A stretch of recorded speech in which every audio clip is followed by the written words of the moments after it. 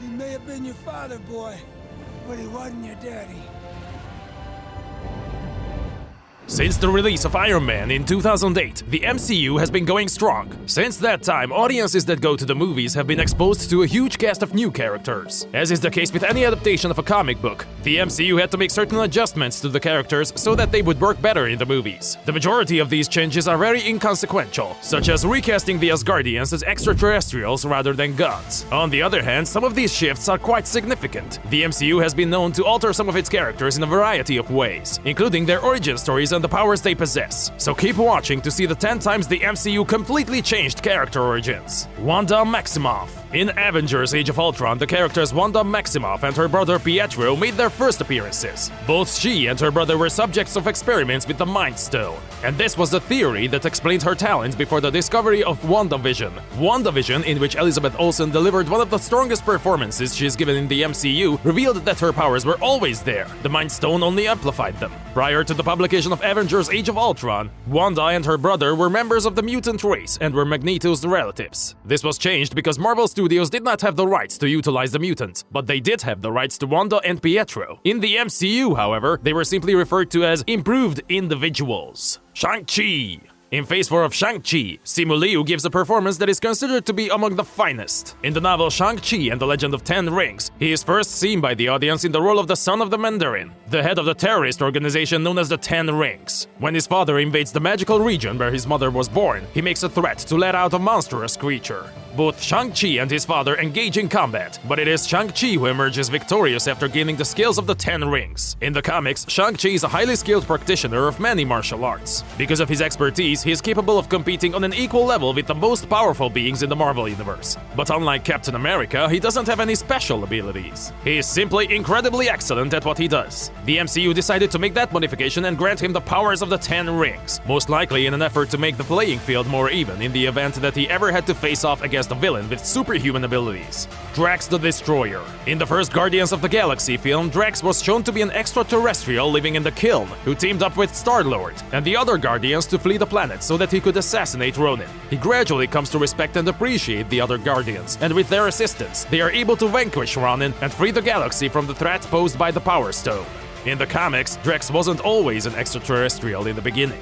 Drex was formerly a human named Arthur Douglas, who lived with his family until they were all murdered by Thanos. Kronos gave him new life as Drex the Destroyer, endowing him with superhuman abilities like increased strength, the ability to fly, and energy blasts. Even though these abilities have been removed from the character for quite some time, and even though many contemporary authors write him similarly to how Dave Bautista portrays him, Drex's origin is still that of Arthur Douglas. Ultron. Ultron himself served as the film's main antagonist in Avengers Age of Ultron.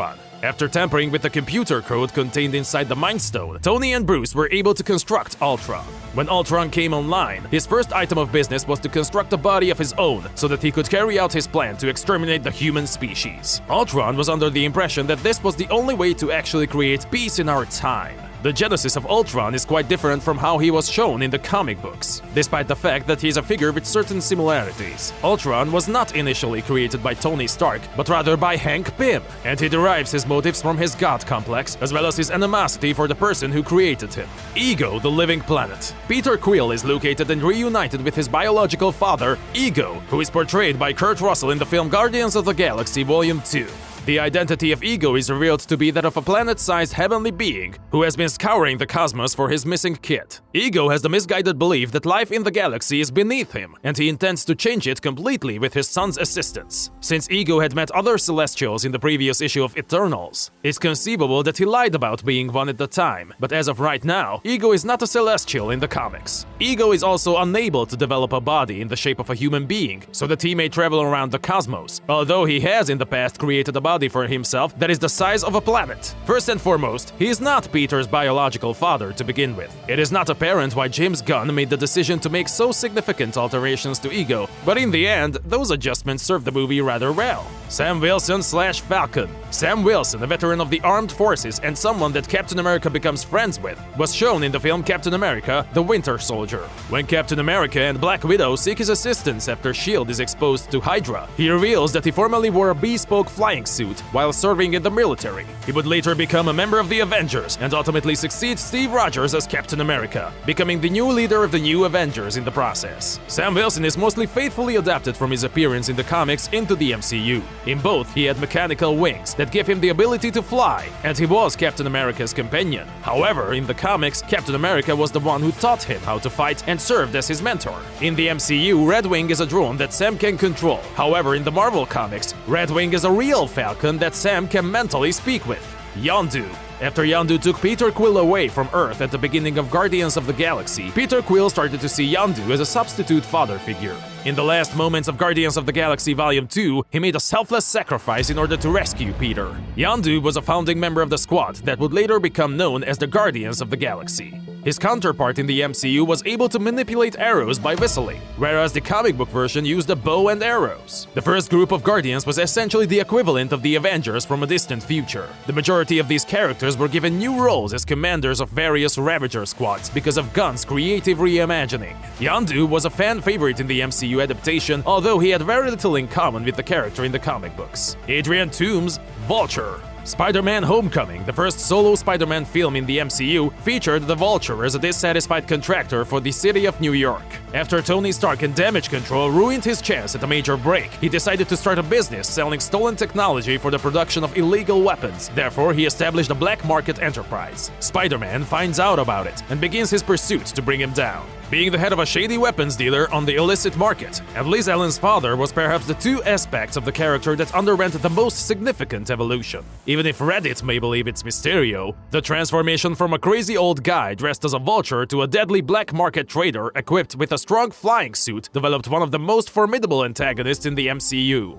Mark Spector/Moon Knight. Stephen Grant, who works in the gift shop of a museum in London and is the protagonist of Marvel's newest television series, Moon Knight, is introduced to the audience. Stephen Grant suffers from a dissociative identity disorder, and one of his personalities, Mark Spector, has struck a bargain to become Stephen's avatar with the Egyptian moon god, Khonsu. In order to combat evil, Mark and Stephen have the ability to conjure a costume and, by extension, the abilities associated with the Moon Knight. Even though the show is only getting started, the planet has already altered from how it appeared in the comics. Stephen Grant is no longer known as a playboy millionaire, and he and Mark are able to conjure up a Moon Knight outfit that gives them the appearance of having increased physical prowess. In the comics, the Moon Knight and Mr. Knight costumes are just uniforms that the main characters are required to wear. This alteration provides Moon Knight with an advantage, similar to ShangChi's, in the event that he ever has to face an adversary on par with the Avengers. Kamala Khan, Miss Marvel. The next series to emerge from Marvel Studios and be released on Disney Plus will be Miss Marvel. It will follow Kamala Khan as she finds a bracelet that grants her mystical crystal-like energy abilities, and it will follow her journey throughout the discovery. It is not apparent from the trailers how much of her character will stay unchanged from the comics, but this is one of the most significant ways in which the MCU has altered the skills of a character in the past. In the comics, she has the ability to extend her limbs, increase or decrease in size, and nearly entirely transform her appearance. According to what has been discussed, it seems as if the adjustment was done to distinguish her from Mr. Fantastic and to provide her with a comparable amount of strength when he joins forces with the other members of the Marvels. Bonus characters: Black Panther. T'Challa has always been destined to become the king of Wakanda. In the comics, Ulysses Claw is the one who kidnaps his father, which creates a conflict between the two characters on a personal level. However, before he became king, he was sent to the United States of America to get an education. After some time, he went back and eventually he had to compete with his uncle for the crown. After the assassination of his father at Zemo's hand, T'Challa is seen in the movie struggling with his own feelings of loss and wrath. His backstory is about him figuring out how to balance his dual responsibilities as king and Black Panther. Spider-Man. The introduction of Spider-Man into the MCU was both boon and a bane for the franchise. The third live-action iteration of the character was difficult to adapt, despite the fact that it was enjoyable to have such a famous figure with the rest of the Marvel heroes. The history of Peter Parker is rather well known. However, it is not elaborated upon very often. When Tony Stark enters the picture, things start to go in a different direction. Not only does he provide Peter with a new suit, but he also teaches him some life-changing truths. And that's it! Leave a comment below letting us know what character changes you believe are for the better. Click the like button if you'd like to see more videos just like the one you're watching now. Also, don't forget to subscribe to the channel. I'll be waiting for you in the next video.